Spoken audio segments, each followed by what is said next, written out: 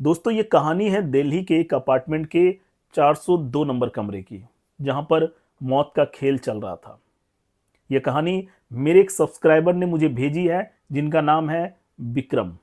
अगर आप भी अपनी कहानी मुझे भेजना चाहते हैं तो contact.abhaishah@gmail.com पर भेज सकते हैं। दोस्तों दिल्ली के एक अपार्टमेंट के 402 नंबर के कमरे पे जहां पर मौत का खेल चल रहा था, लोग वहां जाते लेकिन वहां से वापस नहीं आते थे। दिल्ली में एक पिज्जा डिलीवरी बॉय था जिसका नाम था दिनेश। दिनेश रोज पिज्जा डिलीवर करने का काम किया करता था। रोज सुबह घर से ऑफिस जाना और काम खत्म होने पर घर आना, यह दिनेश की रोज की जिंदगी थी। दिनेश काफी ईमानदार और खुशनुमा लड़का था। दिनेश जब भी घर से निकलता वो हनुमान जी का मंदिर जाना कभी नहीं भूलता, क्योंकि दिनेश हनुमान जी का बहुत बड़ा भक्त था। वह रोज ऑफिस जाने से पहले हनुमान जी के मंदिर में माथा टेकता, उसके बाद ऑफिस जाता। दिनेश की जिंदगी अच्छी चल रही थी, लेकिन दिनेश को नहीं पता था कि उसकी जिंदगी बदलने वाली है। एक दिन दिनेश रोज की तरह ऑफिस आता है और दिनेश के पास एक अपार्टमेंट से पिज्जा का ऑर्डर आता है। दिनेश पिज्जा शॉप में जाता है और पिज्जा रिसीव करता है। रिसीव करने के बाद दिनेश अपना बाइक निकालता है और पिज्जा डिलीवर करने के लिए निकल जाता है। दिनेश जब डिलीवरी एड्रेस पे पहुंचता है तो देखता है कि वो बिल्डिंग काफी पुरानी है। देखने से लग रहा था कि वहां पर कोई नहीं रहता। दिनेश को बहुत ही ताज्जुब हुआ कि इस बिल्डिंग में देखने से लग रहा है कि यहां कोई नहीं रहता, लेकिन पिज्जा किसने ऑर्डर किया।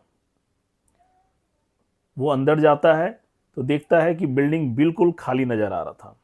बिल्डिंग में बहुत सारे रूम्स थे, लेकिन ऑर्डर 402 नंबर कमरे से आया था। इसलिए दिनेश सीढ़ियों से ऊपर जाता है और जाते जाते थर्ड फ्लोर पहुंचता है।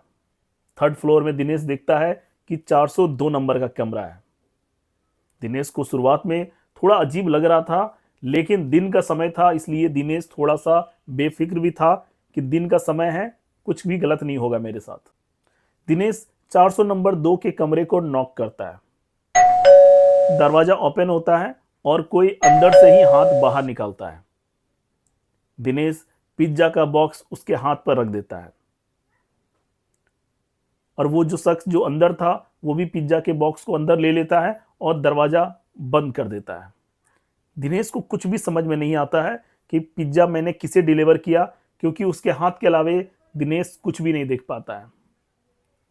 लेकिन दिनेश का पिज्जा डिलीवर हो चुका था। दिनेश तेजी से नीचे उतरता है और अपने नेक्स्ट ऑर्डर के लिए चला जाता है। दिनेश की ड्यूटी रात 10 बजे तक चलती थी। 10 बजे के बाद दिनेश अपने काम को खत्म करके घर चला जाता था। दिनेश 10 बजे काम खत्म करके रात में घर जाने ही वाला था कि दिनेश को एक ऑर्डर रिसीव होता है। ऑर्डर काफ़ी हेवी था, उसमें बहुत सारे पिज्ज़ाज के ऑर्डर थे। दिनेश को लगता है कि रात के 10 बज रहे हैं, अगर इन पिज्ज़ाज को मैं और डिलीवर कर देता हूं तो हो सकता है मुझे कुछ टिप मिल जाए, क्योंकि ऑर्डर हेवी था। दिनेश लालच में पिज्ज़ा शॉप में जाकर पिज्ज़ा पिक कर लेता है और डिलीवर करने के लिए निकल जाता है। दिनेश ऑर्डर लेकर निकलता है, तब वो गौर करता है कि ये ऑर्डर सेम अपार्टमेंट से आया हुआ है जहां उसने मॉर्निंग में पिज्ज़ा डिलीवर किया था। और जब दिनेश एड्रेस को देखता है तो दिनेश के दिमाग में थोड़ा डाउट होता है कि रात का समय है और उस अपार्टमेंट में कोई लोग भी नहीं दिख रहे थे, तो शायद मुझे जाना चाहिए या नहीं जाना चाहिए, इस कंफ्यूजन में भी दिनेश था। लेकिन दिनेश को लगता है कि दिन में मैंने सेफली पिज्ज़ा डिलीवर किया है तो मैं रात को भी देकर वहां से निकल जाऊंगा। दिनेश चला जाता है। जाते जाते दिनेश उस अपार्टमेंट के पास पहुंचता है। दिनेश देखता है पूरा अपार्टमेंट अंधेरे में है, एक भी घर में बत्ती नहीं जल रही है। दिनेश को अभी भी संदेह होता है कि इस अपार्टमेंट में कोई रहता नहीं है, फिर 402 नंबर कमरे में कौन है। दिनेश थर्ड फ्लोर में जाता है और 400 नंबर 2 कमरे को नॉक करता है। इस बार दरवाजा अपने आप पूरा ओपन हो जाता है। दिनेश को कुछ समझ में नहीं आ रहा था कि दरवाजा अपने आप पूरा ओपन कैसे हो गया, और दरवाजे के सामने कोई भी नजर नहीं आ रहा था। पहले दिनेश आवाज लगाता है, कोई है? अंदर से कोई जवाब नहीं आता है।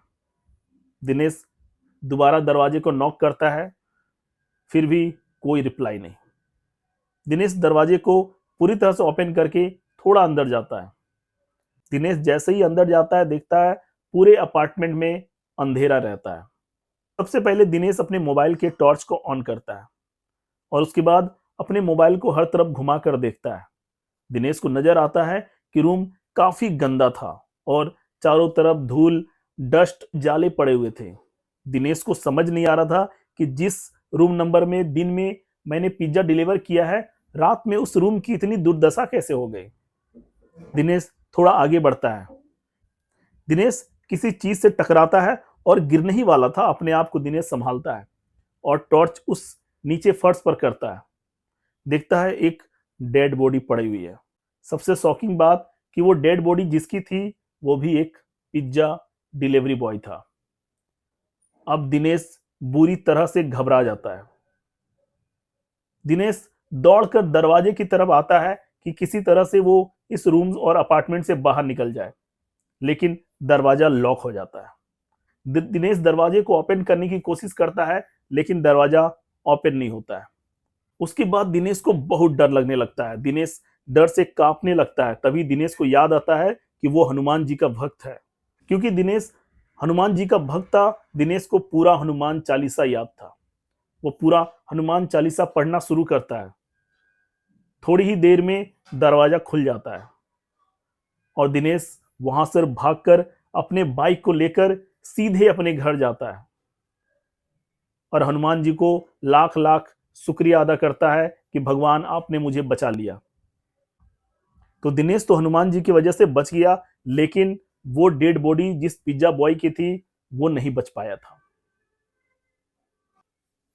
तो दोस्तों, ये कहानी आपको कितनी इंटरेस्टिंग लगी, एक कमेंट के माध्यम से जरूर बताएं। Thank you.